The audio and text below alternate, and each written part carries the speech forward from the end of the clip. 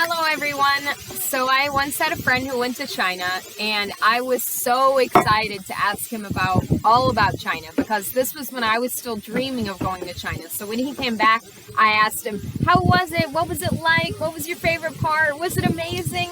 And I was actually a little confused and disappointed by his response, because he said that he didn't enjoy the experience almost at all, and he didn't like the country because he had such a hard time traveling in that country. And I come to find that one of the biggest problems for him was the language barrier and cultural barriers. So then I went to China like a year later, and after my experience, I definitely understood why he struggled, because even though I did have some Chinese language knowledge, I still struggled. So one time I wanted to order a train ticket, and I was going to go up to the counter, and I had rehearsed my sentence that I was going to say at least 100 times that morning. I kept rehearsing it in my head while I was in line, exactly what I was going to say to order my train ticket. And so I got up to the front of the line, and I said my sentence, and the lady looked at me, and she said, "What?"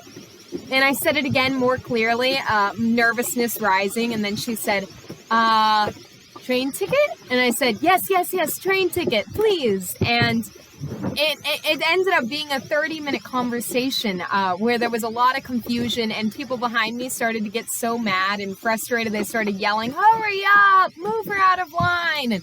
And so, and in Chinese, of course. And so then I moved out of line quietly, stifling my tears, because I was literally on the verge of tears. My anxiety was up to my ears. I had no idea how to get this train ticket at this point, because I couldn't understand what the lady was saying.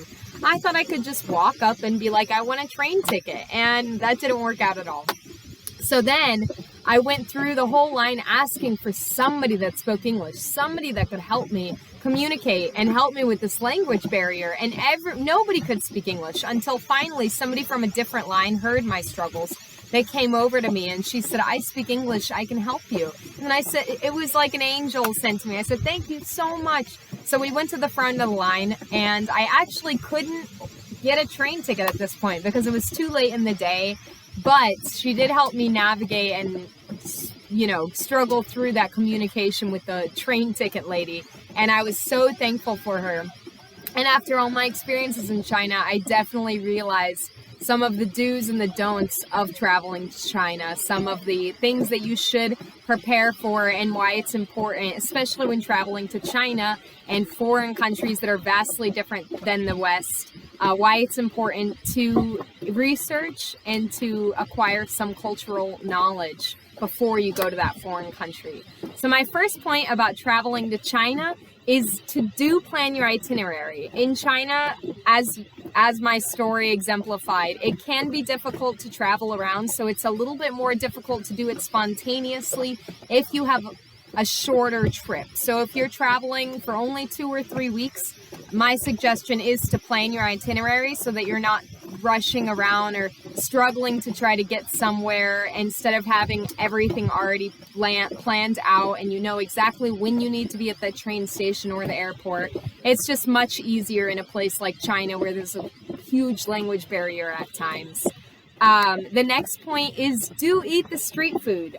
Street food in China is some of the best food, because the thing is a lot of grandparents retire and then they go and they open restaurants. As Chinese people described it to me, is that they get bored. And so they go and they open restaurants and they cook food. And usually those are the restaurants that are the hole in the wall, and they don't look very hygienic, but the food is delicious. And it's not very crowded. Maybe there's 1 or 2 people in there, and those are the most delicious food that I had in China was from those small little restaurants that were owned by a grandparent, or those little street food, little shacks, little carts that an older gentleman or lady was passing out some of their home cooked food.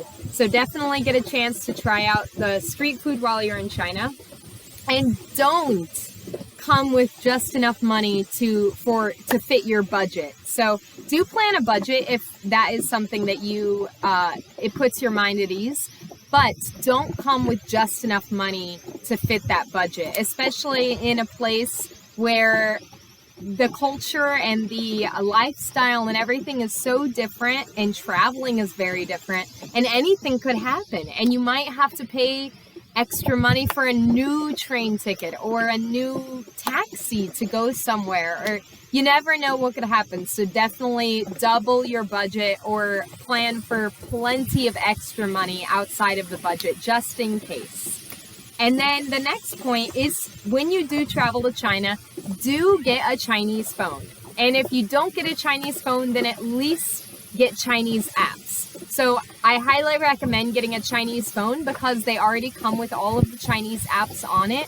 And the Chinese apps are very, very convenient for traveling China. They have their own mapping system, so it's much better, much more efficient to use that versus Google Maps or any of the Western apps. Those apps are catered to China, and they're extremely efficient, and they have restaurants and they have everything. They have their own mapping app, they have their own translating app, and their own money apps. They have all their own apps and their own chatting app. And so definitely at least download the main apps if you're not going to get a Chinese phone altogether with a prepaid SIM, because those apps make traveling China so much easier. And nobody has Facebook over there or and anything Western. So it's much better to get Chinese apps while you're in China, at least. Don't assume things, especially in cultures that are vastly different. Ask questions. Definitely don't be afraid to ask questions if you see something that's strange. People love to educate foreigners, so I wouldn't assume things. I would ask questions, and I recommend that for anybody that travels to places in the East or anything that's vastly different than the West.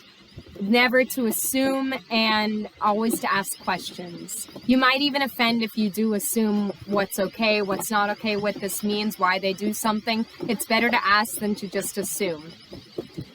Then my last point, actually my second to last point, is do learn the culture. As I've stressed, it's very important not to assume. It's very important to learn the culture before you go somewhere, and as you're traveling around that country, but especially before you go, because then you're sure not to offend. You know what to expect.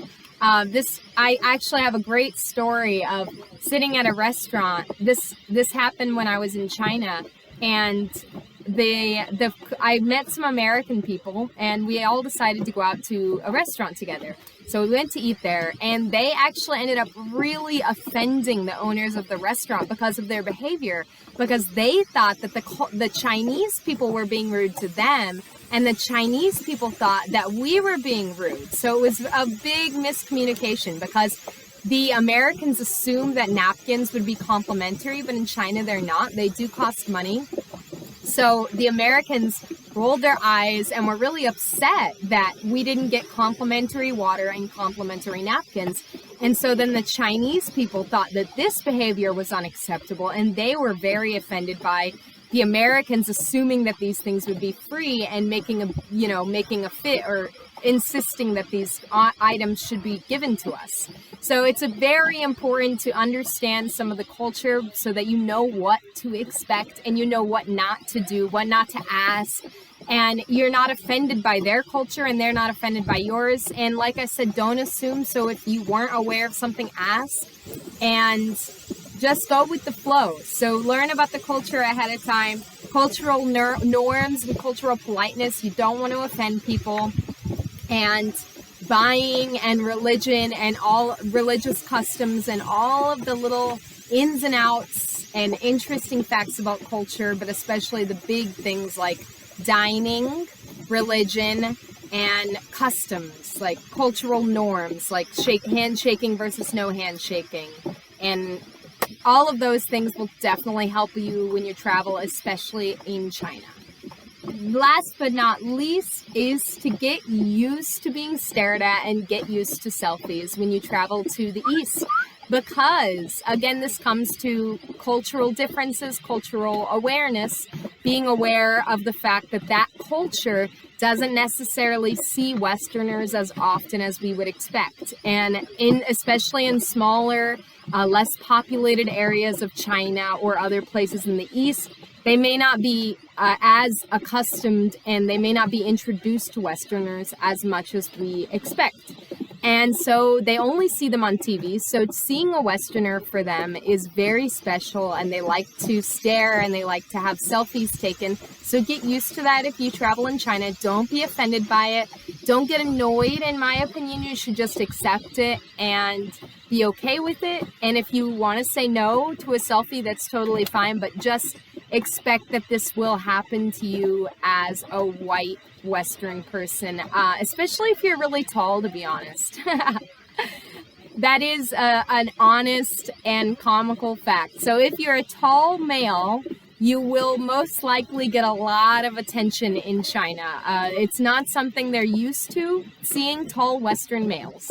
So it's very special for them, and tall females. If you're tall in general, and if you look Western, you will get a lot of attention. So it's important to expect this when you go into the country, so as not to offend and so to make your experience more pleasurable. Because if you don't expect any of these things that I've mentioned, if you don't prepare for these things, then you might end up with an experience like my friend, where he hated it because everybody was staring at him and he couldn't speak to anybody and he couldn't get anywhere, and he tried to do it spontaneously and he didn't know how to get flights and he got stuck places. So it's so important to prepare and to understand the culture and to know what you're getting into ahead of time. Thanks.